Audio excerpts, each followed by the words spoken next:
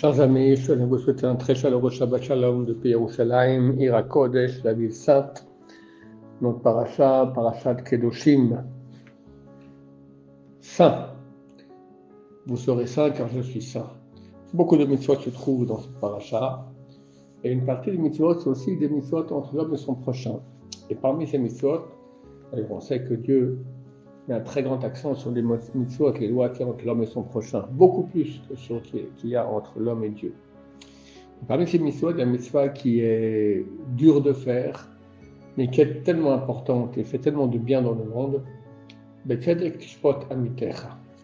Tu jugeras ton prochain avec justice. C'est pas ce qu'on pourrait croire, que lorsqu'on voit notre prochain faire un acte, alors on doit le juger avec justice. Il y a des lois. S'il fait un acte, on ne sait pas si cet acte-là, il est bien ou mal. Et ce juif est un bon juif, même s'il y a une majorité, on va dire à 90%, c'est clair que c'est mal, et 10% que c'est bien, ou même 99%, une obligation, ce n'est pas une mesure de piété, il y a une obligation de le juger favorablement. Et combien de fois dans notre vie on a vu qu'on a jugé de façon négative? C'est notre nature, dès qu'on voit quelque chose, on juge de façon négative. Et pour finir, il s'avérait qu'on s'était trompé, c'était tout à fait positif. Et bon, on a raté la mitzvah. C'est clair que c'est pas bien. Et comme nous, on juge notre prochain, comme ça, on nous juge dans le ciel. Quand on juge favorablement notre prochain, alors dans le ciel aussi, on juge favorablement.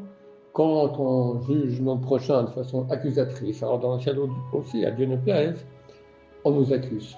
Je raconte une histoire qui illustre très très bien cela. Elle date d'il y a plus d'un siècle. C'était la Première Guerre mondiale, ici à Yerushalayim. Il y avait la famine. Tous les jours, on voyait dans la rue des gens morts par terre, morts de faim. C'était terrible. Il y avait une famille orthodoxe. Il avait une pièce d'or, un Napoléon, ça s'appelait à l'époque. Il l'a mis au-dessus de son armoire. Pour en cas où il y a vraiment besoin, ben voilà, ils ont de l'argent. Les gens ne mettaient pas leur argent à la banque, ils mettaient au-dessus de leur armoire.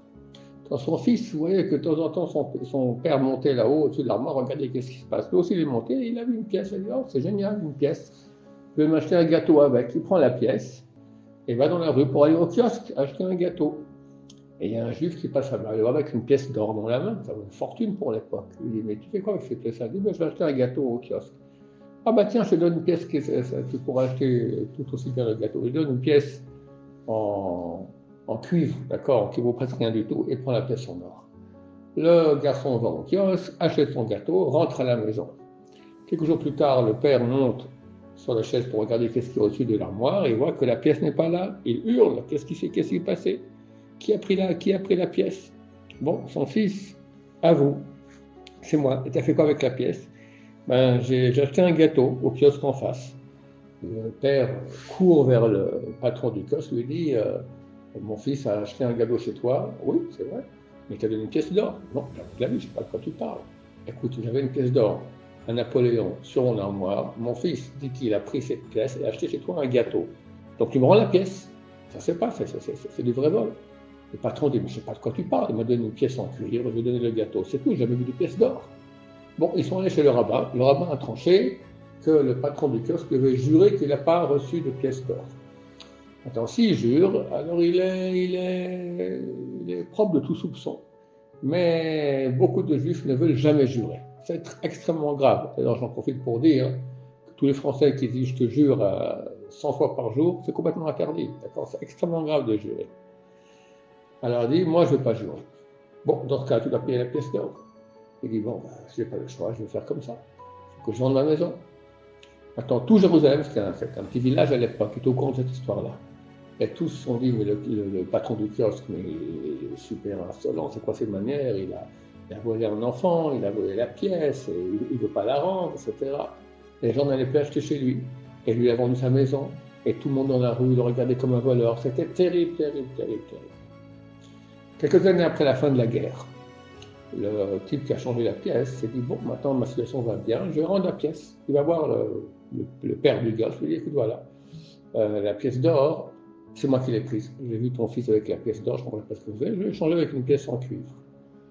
Alors le père dit, non, mais tu ne te rends pas compte ce que tu as fait. Bon, tu me rends maintenant très bien, mais le pauvre, le patron du kiosque, tout le monde le traite de voleur, et il a perdu ce parnassa, il a plus d'argent, c'est terrible, tout le monde lui tombe dessus, c'est terrible ce qui s'est passé.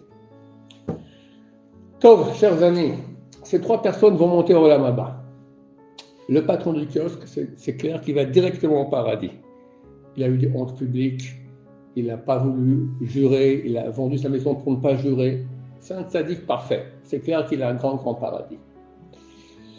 Le père, qu'est-ce qu'il pouvait faire? Le gosse lui dit, j'ai pris la pièce d'or. Il va voir le patron du kiosque, il lui dit, j'ai pas reçu de pièce d'or. Forcément, le patron est un voleur. Donc, on ne peut pas leur vouloir non plus. En plus, ils ont été voir le rabbin, et le rabbin a tranché, donc il a fait ce que l'Halakha lui dit. Le voleur, bon, c'est un voleur, mais il a rendu. Il a quand même rendu. Alors, il aura une petite punition.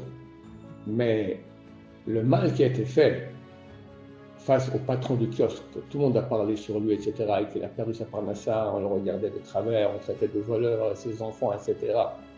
Qui? C'est à cause de qui ça? Bon, aucun des trois. En fait, c'est à cause de qui? À cause du public. Le public qui a cru qu'effectivement le patron du kiosque était le voleur, et ont commencé à parler. La Shonara, c'est pas la Shonara, c'est pire, c'est Mossi Shemra, parce qu'on n'est même pas certain. Ils n'ont pas fait la mitzvah de juger son prochain favorablement. À cause d'eux, il y a eu tout ce malheur terrible de la famille du patron du kiosque. Donc voilà, chers amis, on va faire attention, toujours juger favorablement. Comme je l'ai dit auparavant, si on juge favorablement, alors Dieu nous jugera aussi favorablement dans le ciel Bezrat Hashem.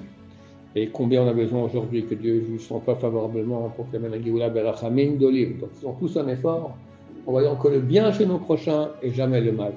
Tout à tous, un Shabbat Shalom, plein de bonheur, plein d'amour du prochain, plein de présence divine dans vos maisons. Amen, Amen, Shabbat Shalom, Umvurach.